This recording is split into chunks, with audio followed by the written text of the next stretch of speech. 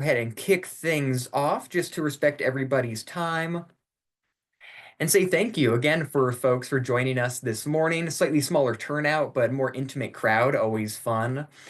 For this presentation today, we're going to be discussing some of the critical early actions that communities can take, both when starting the Charging Smart program, but also just generally speaking as they are starting in on their journey towards transportation electrification.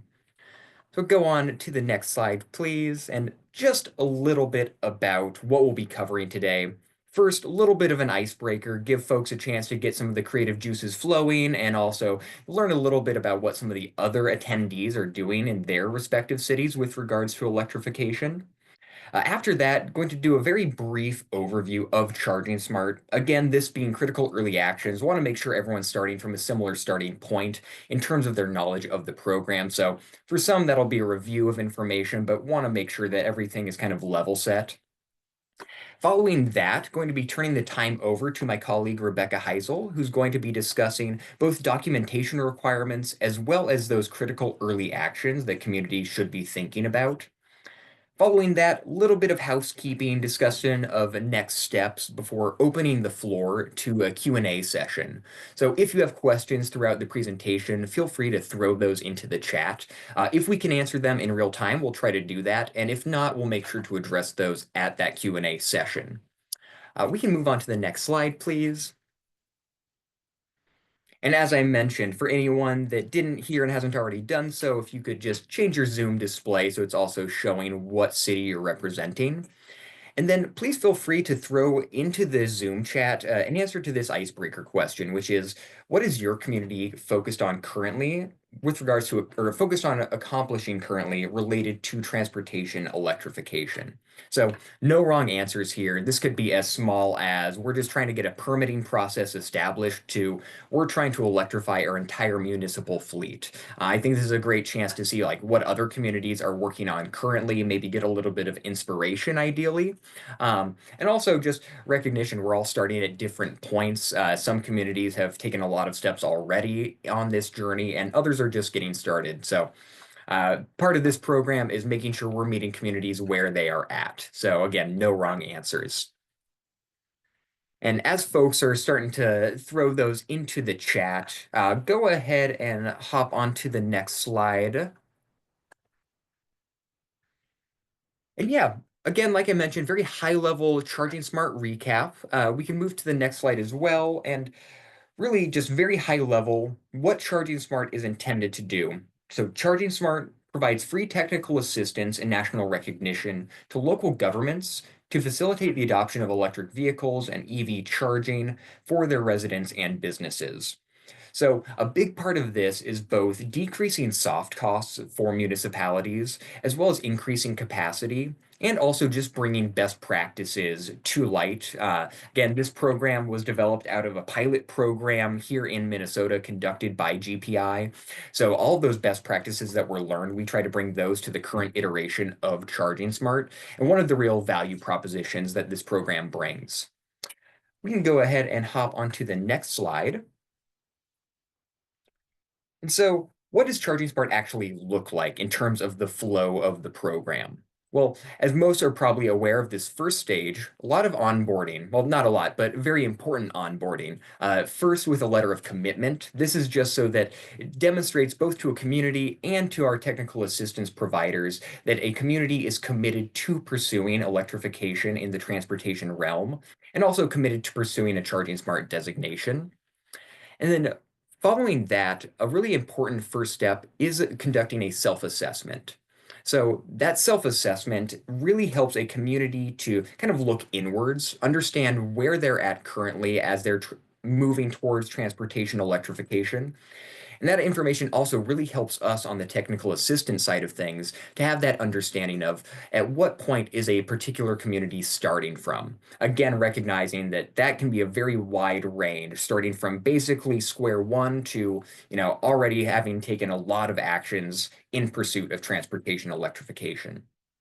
So once those onboarding materials have been submitted, that's when us, the technical assistance providers like the Great Plains Institute, really jump in, starting with an initial one-on-one meeting primary goal here is to discuss what the community's priorities are with regards to transportation electrification, then also to set some specific goals.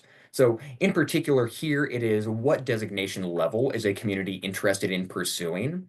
A bit more on those designation levels in just a moment.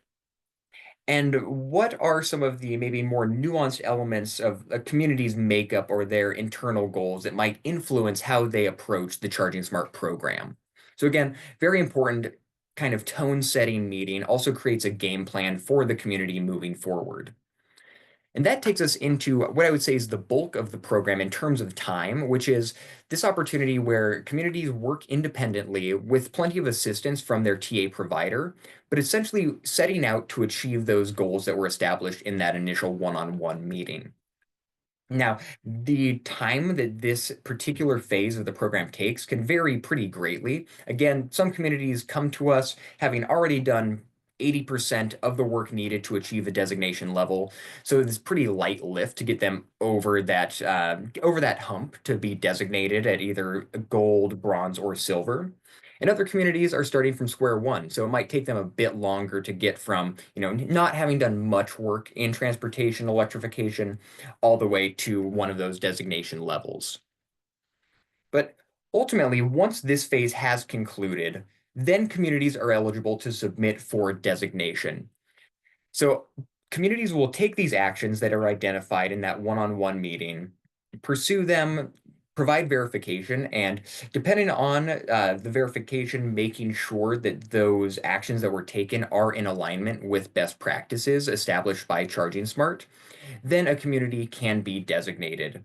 And if we hop onto the next slide, can touch a teeny bit more on those designation levels. A fairly typical designation structure, you can see bronze, silver, and gold. You can also see different point values associated with each of these designation levels. So within Charging Smart, again, this might be information people are already aware of, but actions that a community can take, we refer to them as criteria. And these criteria are each worth different point values ranging from 5 to about 20. And each of these criteria fall within 6 different categories, those being planning, regulation, education and incentives, utility engagement, government actions, and shared mobility. And so if we hop onto the next slide, we can see in a bit more granular detail these designation structures. And we can see that actually to achieve bronze designation, it's more than just receiving 80 points. That also includes 80 general points, 10 of which need to be from the planning category. 15 need to be from education and incentives. And then there's actually specific required criteria that communities have to achieve in order to earn bronze designation, and similar for silver and for gold. And the intention here is really to focus on what have been identified as really high impact action items, but also leaving the flexibility for communities to tailor the programs to their unique needs. So now that we have a bit of this background, again, hopefully this is all just reiterating information people already have, but again, I always think it's good to start from an even playing field in terms of that information. But now I will turn the time over to my colleague Rebecca, who's going to start off by discussing some of the documentation requirements before diving into those critical early actions. Thank you, Jim, for that refresher. I think it's always good to start all on the same field. So when we're thinking about documentation requirements and critical early actions, documentation is a critical part of the Charging Smart program, and it needs to be considered early and kind of the whole time as you're working through this program, because every completed action needs to be documented for the Charging Smart team to verify its completion so that you can get that well-earned Charging Smart designation and be acknowledged for the good work that you're doing. And we want to make sure that that happens. And the easiest way to do that is making sure that we're on top of our documentation. So GPI's job as your TA provider is to help you complete and go through this process and make sure that the documentation that you have is all set and ready to go so that when we submit your application for designation, it nothing comes up as needs to come back as, oh, we need more information about this or anything like that. So we want to make sure that we're aware and thinking about it early as possible to make it easy at the end of the day when we're doing that final submission for designation. So when we're thinking about documentation, as Jem mentioned, as a part of that onboarding process, you are submitting that self-assessment, and then we take the information that is on the self-assessment and translate it into a spreadsheet that we call the scorecard. And on the scorecard, we use that tool to do a variety of things. The first thing is to identify your goals and discuss them in those one-on-one meetings that you can have with GPI staff. It also is a great way to track your progress through program participation. And as I mentioned earlier, it's a tool that we use to do that final verification of your actions for designation. And kind of as a side benefit, I think is it's a really good place to keep all of the actions that your community has done related to EVs in one place. That if you're trying to share that information with maybe someone internally, or you have a new staff member coming on board, it's kind of a one-stop shop that says this is everything that we've done related to EVs. And I've heard from communities that they've found it really, really useful to have that all concentrated in one area. So kind of a side co-benefit, if you will. But when we're thinking about how we're using the scorecard to provide that documentation, I have on the screen here a screen grab of a portion of the scorecard. And so the criteria identifier for this action that we're looking at is P1.1. So P indicating that it's coming from the planning category, and 1.1 is denoting the best practice, which is establish community EV vision and goals. And then finally, that criteria or action, which is create a community-wide EV vision. So on this scorecard cell, I would mark if this is something that my community has completed or that we're in progress. I would mark the status of that action here in the status cell. And then the part where we get to the final documentation is I would provide a link to wherever that community-wide EV vision exists. I would provide a link to that. That could either be perhaps it exists in your community's comprehensive plan, and so I provide a link to the comprehensive plan that exists on a web page somewhere here. Or if it's a document or report or something that doesn't exist externally, we have every community has a Google folder and a Google Drive where you can upload that document so that it stays kind of private and personal in your personal folder, but then you can use that link that is in the folder to put it here in this spot. So there's two options. And if you're having some issues with the Google Drive, I know sometimes there can be some issues with access to Google for communities. If you're having any issues with that, please feel free to reach out to us and we can help troubleshoot that. But once you have the link, that's a really important step. But the next step that I think sometimes is often overlooked is providing information about where in that document you just provided what the action, like where it exists. Sometimes it's easy, like maybe it's just a one-page document and it's pretty easy to scan and find the information that we're looking for. But oftentimes what we're linking to is a much larger document that could be 100 pages, or it's a zoning ordinance where it's pretty difficult if you don't know where something exists in that document to find it. And so that's what we really want to emphasize here is that it's super, super helpful and important to put information like the community-wide EV vision can be found on page 4, chapter 1. And then sometimes even if it's a short little blurb, copying what the vision statement is and putting it in this cell, just so that when the reviewers go to look at it, they they know exactly what they're looking for and they're directed right to it. I think oftentimes we as GPI, we're having conversations with you. We know that you completed it. We might see where it exists, but the reviewers who are doing that final verification for your designation, they don't have any information, extra information about your community beyond what's in this scorecard. So we need to make it as clear as possible for them. Some examples of documentation, as I mentioned, it could be a link to an online material like a website, a municipal code, or community plan that you have. And then, as I mentioned, make sure to provide the location of that action within the document. You could upload photos to your Google folder or a report or some other documentation and provide that link. Also, there could be times when we ask for a memo to explain it, beyond the completed action what your community has done, or maybe more of the internal processes. And so we might ask you to provide a link to that memo as well.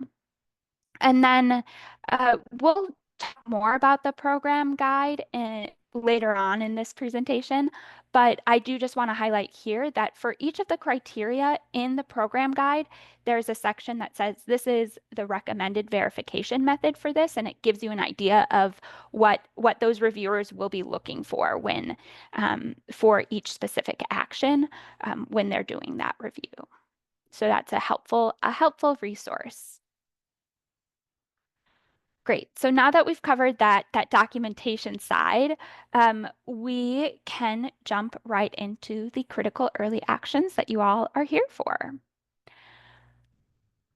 So when Jem was going through the designation requirements, they mentioned that for each level of designation, there are some additional specific required criteria that we say that you need to complete. And so here on this slide, I have those additional criteria that are required to reach bronze, silver, or gold designation. And these actions would all honestly benefit from taking early action. So it's hard to narrow it down to just a few for this presentation. And I also do want to mention that as kind of the idea of the program in general is that as you're working through bronze, silver, and gold, that bronze actions will build to silver actions, which then will build to gold. So they all kind of relate to one another and build in intensity as you move up through the designation levels. And so the bronze actions are really foundational for completing silver designation, and silver designation is foundational for gold, and so on. But we did highlight in yellow here some of the criteria that we think are especially important to be thinking about when we're thinking about those critical early actions. And the reason that we highlighted those ones in particular are because they could either have a longer lead time, oftentimes in the case of actions in the planning or regulation categories, those can often have multi-month timelines for approval or to be adopted. And so we want to be thinking about that. Or, as I mentioned, they're foundational for accomplishing future action. So that's why we pulled those actions out specifically. So no need to read through all of these right now. Perhaps I should have mentioned that at the beginning of when I started showing the slide. Apologies, but we will be digging into them more in depth in just a moment. So for bronze, we have two required criteria that we wanted to highlight. The first one is U 1.1, so U saying that it's coming from the utility engagement category, and it's to meet with your utilities to discuss EV collaboration opportunities. And the reason we selected this one is that the outcome of the meeting that you have with your electric utility can lay the groundwork for and inform some future actions that your community might be taking. So when we're having these conversations with our utility, some things that we might want to be discussing with them are current and future EV charging infrastructure projects that your community has planned, or is working on, I guess, if I said current. You could be making sure that you understand the programs, EV programs that your utility has available for your community members, but then also your municipality. You could be asking them about rebates that they have, if there's any time of use rates or things like that are good to be aware of, and they can let you know what programs they have available. You could also be talking about opportunities to collaborate, such as co-hosting ride and drive events, or perhaps they come and table at a community-wide event that you're doing, talking about the programs that they have available. You could also be talking about how can we be promoting our each other's activities that you're doing or programs that you have.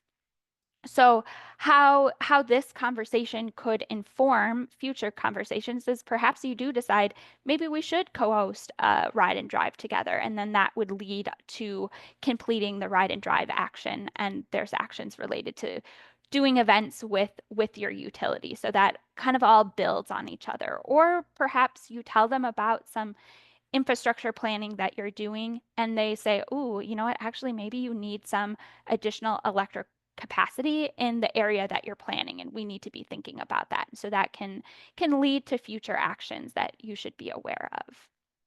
And I always like to highlight when I talk about utility engagement is that sometimes I think it's overlooked, and that a friendly reminder that these discussions with your utility should be happening early, often, and ongoing. So keep that in mind.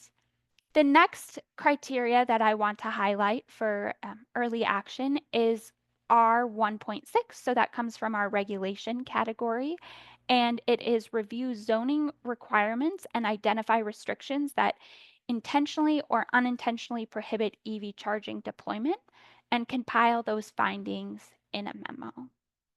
So this one, once again, is laying the groundwork for future action. Whether you currently have EV charging infrastructure written into your zoning code or not, this review is still really helpful, and it can flag issues uh, that your current code might have early in the process that need to be fixed. It can help you identify changes or updates that you'd like to make to your zoning code.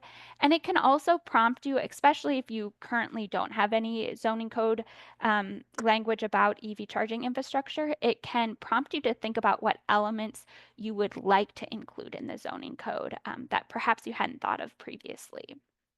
So when we do this review, it really paves the way for completing other criteria in the regulation category. And some of those other criteria we'll be talking about shortly in the next slide, which is talking about in silver designation, some of those critical early actions. So there's two that are kind of related to each other, but I did want to highlight them both. They both come from the regulation category, and they both are related to updating your zoning ordinance. It's just two different things that we're asking you to do in that update. So for R1.1, that's a statement that permits chargers as an accessory use to parking lots in all zoning districts by right. And then R2.9 is a little bit wordy, so bear with me as I read through this. It's allow all EV charging parking stalls to count towards minimum parking requirements when applicable. This includes parking spaces replaced with EV charging associated equipment and other required design elements. So that's kind of a mouthful. Basically, what it's saying is that if if your community does have minimum parking requirements, we're just asking that EV charging station stalls can count towards that minimum. Now, I do want to amend that statement with saying that some communities, and we are seeing a trend where communities are moving away from having minimum parking requirements. So if your community doesn't have minimum parking requirements, that is okay. We just say that if you don't have minimum parking requirements, you have to achieve 10 additional points in that regulation category instead of doing this action. So we don't want to penalize you for not having minimum parking requirements and instead provide an alternative action. So whether you're doing R1.1, R2.9, or an alternative action, changes to the zoning code can take time, so it's early to get started on those changes early. In most cases, as I'm sure you're all aware, zoning amendments need to get approved by whatever your decision-making body is in your community and need to go through oftentimes multiple rounds of review before it finally is adopted. So we always like to highlight those as getting those started early because it does take some time and effort to get that going. The other one that I want to highlight for the silver is G 2.2. So G comes from our government operations, which is focused on what your municipality can do related to electrifying your fleet, and it is complete an initial fleet analysis and also consider plans for future EV purchases.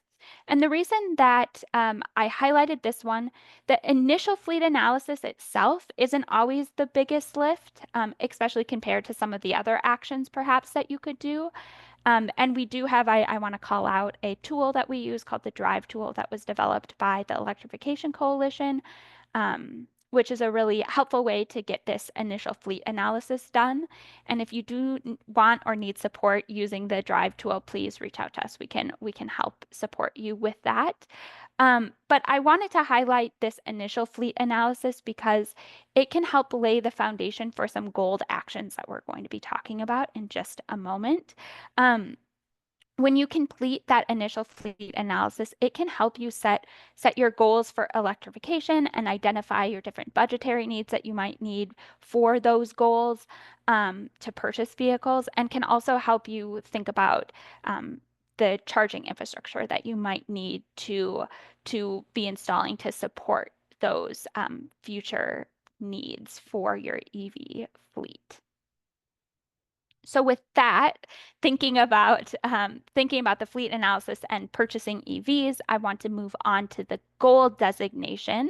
There are three actions or criteria that we call out here. One thing about the gold required criteria that I do want to highlight is that oftentimes there's some flexibility or have different options for the required criteria. So there might be three different criteria listed in a cell here on this slide, and it doesn't mean you need to do all three. It just means you need to pick one. And then this is in an effort to be flexible and understanding of the different contexts that communities have, and making sure that we're giving you recognition for the hard work that you're doing. So, as I mentioned, for each of the different gold requirements and the criteria listed here, you only need to do one of the actions that's listed in a cell on this table to get that required criteria checked off.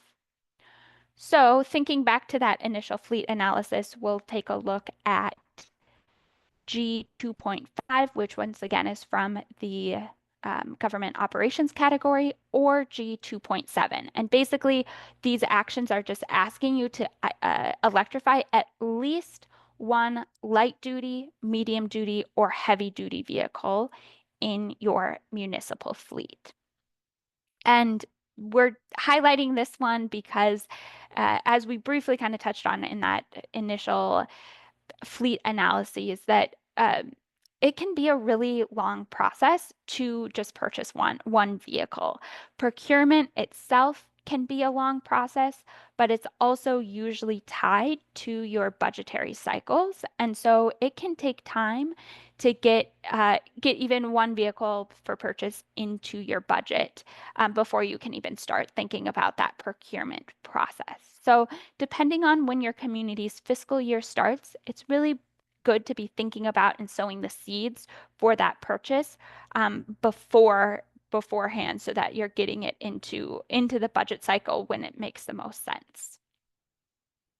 And as I mentioned earlier, that initial fleet analysis can really help you get the ball rolling and thinking about how much will we need for this? How much should we request in our budget? How many vehicles do we want to be electrifying next year or in 2 years? And it helps you think through things like that. Next, I will highlight G 1.4, 1.5, or 1.6, which is contract, procure, and or install a public charger. You could choose any kind of one of those three. Similarly to procuring a electric vehicle, installing chargers, public chargers has that same kind of considerations. So you need to be thinking about the budget cycle and how long procurement will take, but then there's some additional considerations that go along with installation of, so even once you have the charger in hand, it needs to be installed. So thinking about that as well. There might be some permit considerations that you need to think about, or perhaps land acquisition needs to take place. So there's a lot of different moving parts when it comes to contracting, procuring, or installing a public charging station, or perhaps even kind of harkening back to what we were talking about earlier about talking with our utility. Perhaps there's some utility capacity upgrades that need to happen as a part of this. And so we need to make sure we're coordinating amongst all the different parties involved. And as with anything that can take time, and especially those if utility upgrades are needed, sometimes that can add even additional time. So kind of thinking through all of those timelines can be complicated. That's something that we could help you with. But it's good to get started early with all of this so that we have that timeline figured out. Then last but definitely not least, we have P 3.1 through 3.4 or P 4.1 through P 4.4. And basically what those are all asking is that in the best practices of address EVs and EV charging infrastructure in a functional plan, or addressing EVs and EV charging infrastructure in a comprehensive plan, you do one of the criteria within either of those best practices. And the reason that we have this flexibility is because with comprehensive plans, especially, there's often kind of a predetermined or reoccurring schedule in which those comprehensive plans are updated. And so we do want to recognize that sometimes you could just have adopted a comprehensive plan and you won't have another opportunity for another 10 years to go through another update. So we want to make sure that you could also be putting EVs in a different sort of plan, like a functional plan, a climate action plan, a transportation plan, an energy plan, any sort of plan where EVs are highlighted and have goals related to them. We can give you credit for this goal designation piece. But the reason that we're calling this one out is thinking about it early is because creating any planning document, especially a comprehensive plan, takes time. We need to be considering public engagement that needs to be happening, or public comment periods, revisions and drafts, and all the approvals that need to go on to get the planning document in its final approved form. And as I mentioned earlier, since many of these plans happen on a specific schedule, it's really important that when we're getting started with the Charging Smart program, we're thinking about, okay, what are these cycles and when will I have an opportunity to be putting EV related information into these plans? Perhaps there's opportunities for off-cycle amendments, or perhaps you know that in the next 6 months you're going to start updating a certain plan. And so that's when we want to be thinking about introducing the idea of adding EVs and charging infrastructure into these plans. So it's always good to be thinking about it early and often to get the ball rolling, because as I'm sure I'm just preaching to the choir here, that all of these different actions take time and effort and coordination on your part. And so we want to make sure that it's as smooth as possible. And if we can be planning for it early. Hopefully that can smooth any wrinkles in our path. The last bit related to critical early actions that I do want to highlight is a few additional considerations. And like I said, I'm sure that you're already well aware of this, but a reminder really never hurts that it can take a significant amount of time if approval is needed for any of the criteria in any of the categories of the Charging Smart framework, whether we mention them today in the critical early actions or not, is that it can take a significant amount of time if you need your board of directors or councils or commissions or other governing bodies to approve the action. And so that's something that we just want to be aware of. And it could be something that seems as simple as getting on the agenda to talk about it, but then it needs to go through multiple rounds of review and then get on future agendas. This all can just take time and compound on each other. So we want to make sure that when we're thinking about our actions and planning out our goals for this program, that we are building in enough time to account for any of these approval processes that might need to take place. And just highlighting too that many of the actions that, as we've discussed today, that fall into the planning, regulation, and government operation categories are often frequently impacted by these needs for approval, especially when we're thinking about procurement and adoption of plans. So making sure that we're just being aware of that as we're working through all of our different actions. So I did promise that I would talk about the program guide. We just had an update of the program guide recently, and it's looking really beautiful. And I think it's a very, very helpful resource for you all as you're going through the project. And I think perhaps Mumtaz might have just put a link to the program guide in the chat. So take a look at it if you haven't. But in the program guide, it has for every single action in the Charging Smart framework, it has detailed explanations for what is expected for that action. It describes our expectations for verification, as I mentioned earlier, and for what documentation is the reviewers will be looking for. And it also, I think, is the most important thing to me is it provides links to resources and community examples that for each of those criteria. So it's a very, very helpful a helpful resource for you all. I will say that similarly to how I was saying earlier with documentation, and when we provide you with a really long document, it can be hard to find what you're looking for.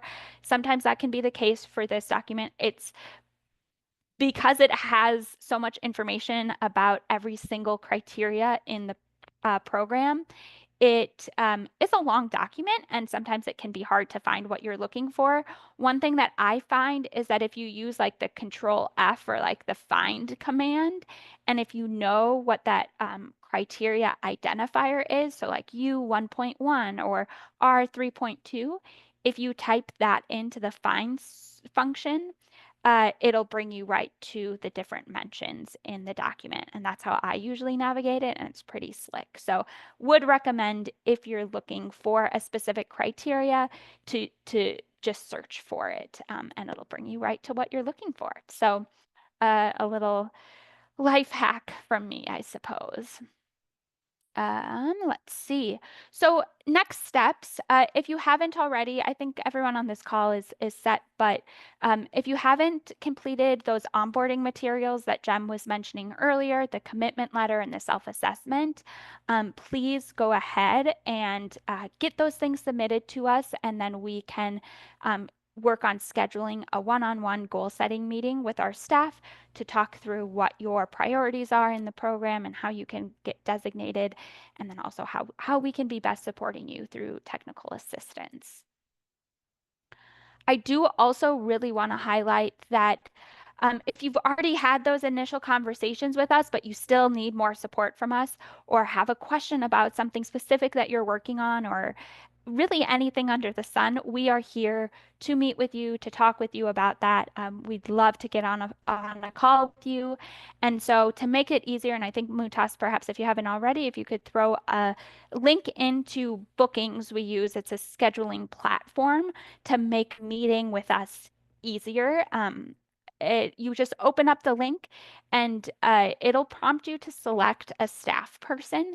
If you've been working with either Jem, myself, or Moontas, and you want to continue to have that conversation with us, it's helpful if you select our specific name and then it'll show our availability.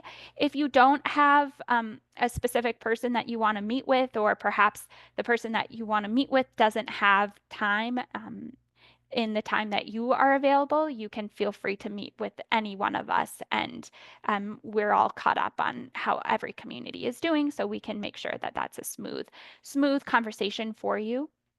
But you can just select a time and then a calendar invite will show up on your calendar to have a conversation with us. I will note that if there's something that you really would like to talk about in the meeting, there is a prompt that says, what would you like to discuss? It's really helpful for us if you give us some information about what you want to talk about ahead of the meeting, just so that if there's something that we need to be prepared for, we can be ready and set to go to have that conversation with you. So, looking forward to having those conversations. And as I said, we're free and available to talk to you whenever is necessary. So, with that, I have been seeing lots of things going on in the chat. I haven't been able to keep track of that. Apologies. But if there's any questions that you all have about this, now is the time to either put it in the chat or um, come off mute and ask it live. And I'll just shout out, we did have one question regarding whether there was a drive tool demo planned. And for those that are unaware, that is the Dashboard for Rapid Vehicle Electrification tool, which was produced by the Electrification Coalition. A great, really accessible resource for analyzing your fleet and preparing for transportation or electrifying fleet vehicles. I dropped a link to actually a webinar that touches on that drive tool, but definitely we'll have that conversation internally. Whether, I mean, we're partners with the Electrification Coalition, so I think that's definitely something we could arrange, is a demo of that tool, as well as maybe some discussions of some of the other tools that the Electrification Coalition has put out recently. But yeah, beyond that, please feel free to throw questions into the chat. I'll also say, kind of in line with Anaga's comment about the drive tool, if there's any specific things that you might be interested in as well, like criteria that maybe you've had troubles with or are interested in learning more about, that one of these webinars could touch on, that would also be great if you have specific criteria you'd be interested in hearing more about. Oh, and I see Annika asks, do we need individual accounts approved to access the Drive tool, or is it open to the public? Yeah, I'll take that one. That's a great question. It is just open to the public. I think you just need to download it onto your computer. I know one thing that I think is the biggest hurdle to this tool is sometimes communities need to get approval to download it onto their servers, just because of the different privacy and security settings that certain cities have for their staff. And so I think that's one thing to be aware of with this tool, but it is open and free for public use.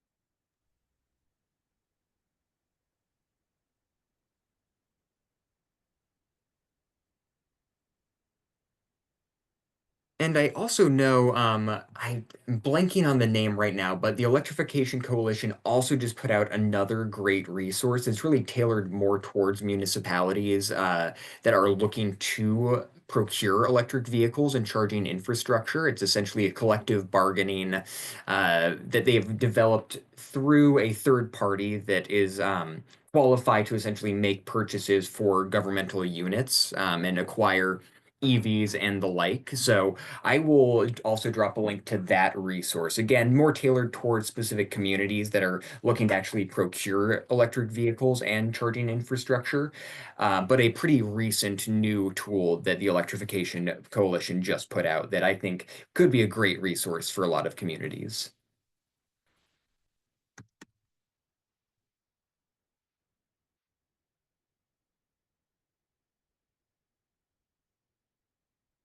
And also, if folks don't have any questions, that's totally fine.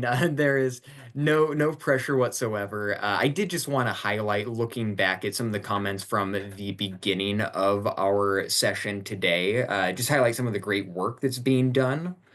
Looks as though in University Heights, Ohio, there is going to be the Sustainable Home Fair, and Drive Electric Northeast Ohio is going to be bringing EVs there. We love a great community engagement event that gets people next to an EV. I think that's oftentimes like a really great opportunity to get people familiarized with the technology, especially if we're talking about widespread adoption within the public. So that sounds like it'll be an awesome event. Excited to hopefully hear how that goes.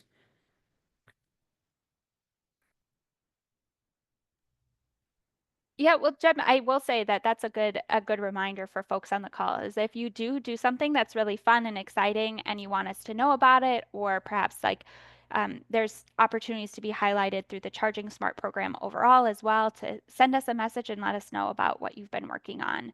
And we're happy to hear about it, know about it, and promote it.